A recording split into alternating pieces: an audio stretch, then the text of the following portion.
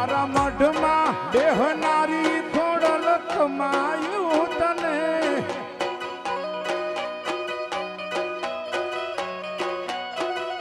એ તારી સેવા કરવામાં પગલું પાછું નહીં પડે